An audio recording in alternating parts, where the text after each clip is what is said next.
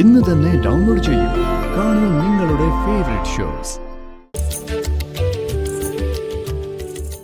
കണിമംഗലത്ത് മുമ്പും പൂജാമുറി ഉണ്ടായിരുന്നു. നിത്യേന വിളക്കും കത്തിക്കുമായിരുന്നു. ഇപ്പൊ ഒന്ന് നോക്കി, ഒരു ക്ഷേത്രത്തിന്റെ ഐശ്വര്യം തന്നെ തോന്നുന്നില്ലേ?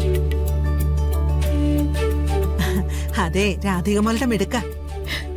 വീട്ടിലും അതെ, പൂജാമുറിയും അവളുടെ കണ്ണന്റെ വിഗ്രഹവും ഒരു വീഴ്ചയും വരുത്താതെ നോക്കിക്കോളും. ഇവളുടെ കുഞ്ഞുനാളിലെ ഒരു രസം ഉണ്ടായിട്ടുണ്ട്. കേക്കണോ അമ്മയ്ക്ക്? ആ പറയ്.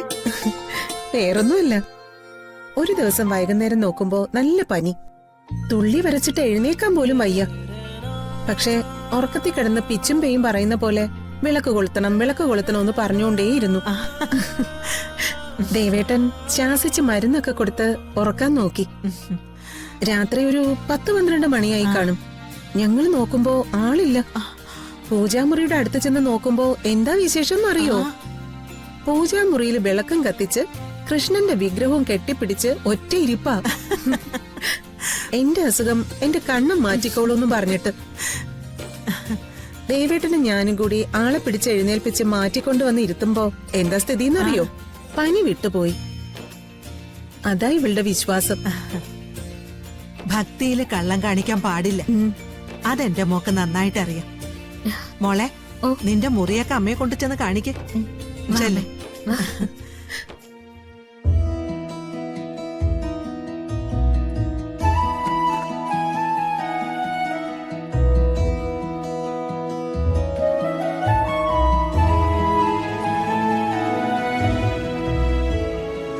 കണ്ടോ യശോദേ, നേരത്തെ കണ്ടത് പൂജാമുറിയ. ആ അച്ചടക്കവും വൃത്തിയും തന്നെ സ്വന്തം കിടപ്പുമുറിയിലും ഉണ്ട്. ഇവിടെ വേറെ ചില മുറികളുണ്ട്. അകത്തേക്ക് കയറി ചെന്ന നമ്മള് നാട്ടിലാണോ കാട്ടിലാണോ എന്ന് തോന്നിപ്പോവും. മുത്തശ്ശി കുറച്ചു കൂടുന്നുണ്ട് കേട്ടോ.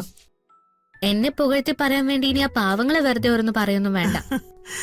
പിന്നെ പാവങ്ങള്. വരുൺ എവിടെയാ മോളെ? ആ അമ്മ, വരുണിന്ന് ഓഫീസിൽ എന്താ അത്യാവശ്യം മീറ്റിംഗ് ഉണ്ട്. അത് കഴിഞ്ഞാൽ പെട്ടെന്ന് ഇങ്ങോട്ടേക്ക് പോരും. അയ്യോ, വിളിച്ചു വരാനൊന്നും പറയണ്ട കേട്ടോ. ഞാൻ വെറുതെ ചോദിച്ചു എന്നേ ഉള്ളൂ. വാ യശോദ.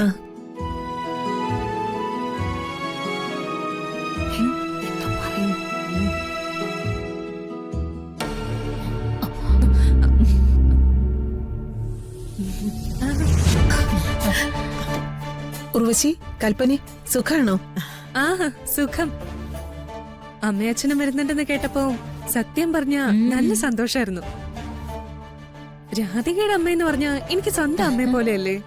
അതെ അതെ, രാവിലെ തുടങ്ങി നിങ്ങളുടെ വരവില് നിങ്ങളെ സൽക്കരിക്കാനുള്ള നീക്കങ്ങള്. യശോദ വാ.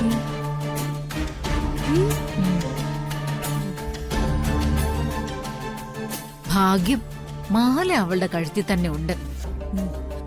എങ്കി പിന്നെ ചെറിയമ്മയ്ക്ക് ചോദിക്കാമായിരുന്നല്ലോ. മണ്ടത്തരം പറയാതെ.